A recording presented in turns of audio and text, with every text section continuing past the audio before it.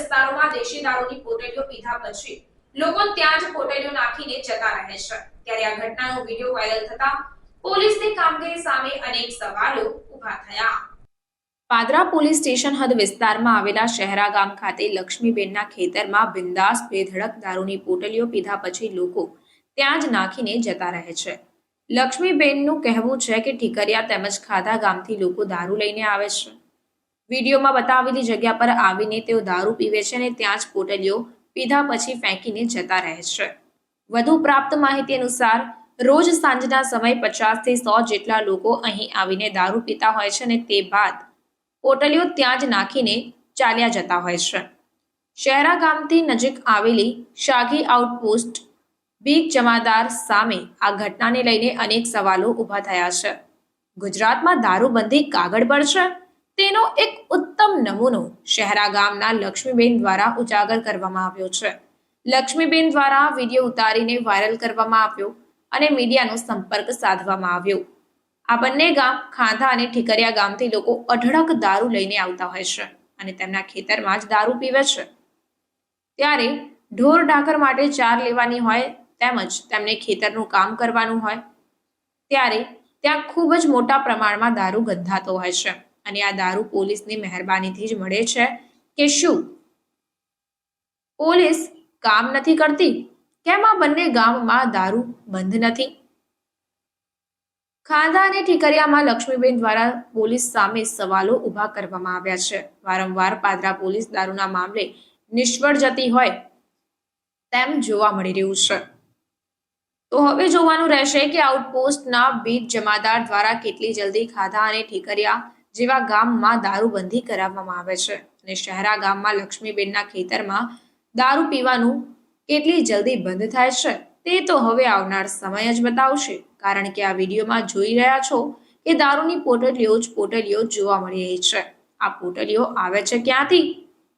આ બાબતે લક્ષ્મીબેનનું શું કહેવું છે આવું સાંભળીએ। Bureau report Janarpan news Padra.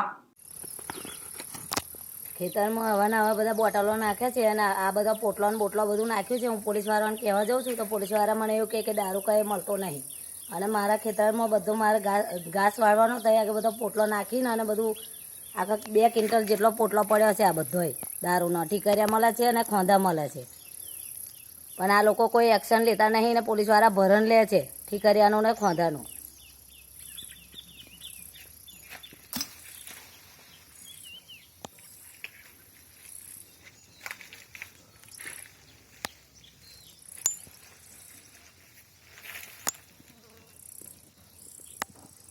બોટલો બધું ભોગી નાખે છે અને અહીંયા આગળ ટોરા આખા હો જણા આવીને નારા આગળ બેસી જાય છે અને બધા પોટલો ને બોટલો બધું અહીંયા આગળ નાખી મૂકે છે। ખેતરમાં મારે 4 વાળ્યું હોય તો હું કેપા નહીં વાળું? આ બધું આગળ પોટલો ને બોટલો બધું નાખી મૂક્યું છે એ બધું મારે કરવાનું। હું કોણ આ બધું સાફ કરે? આ બધો જ આખો 2-2.5 ક્વિન્ટલ જેટલો પોટલો છે। અહીંયા આગળ કોઈ કહેવાય નહીં આવતું કે કોઈ જોવાય નહીં આવતું અને કહેવા જઈએ છે તો કોઈ માનતું નહીં। કરવું જ હું હોય આગળ નહીં પોલીસવાળા કશું કહેતા કે નહીં અહીંયા આગળ ગામના કોઈ કહેતા કે નહીં કોઈ સરપંચ કહેવા આવતો। સરપંચને કહેવા જઈએ તો સરપંચ એવું કહે કે આ પીનારા તો પિયા જ કરવાના, એમને કેટલું કહેવાનું કે એવું કહે છે।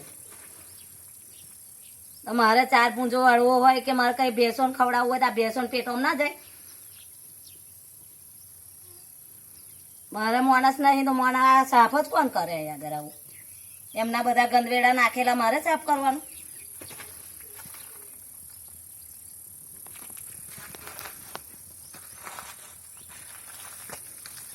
આખો 2 ક્વિન્ટલ જેટલો પોટલો પડ્યો।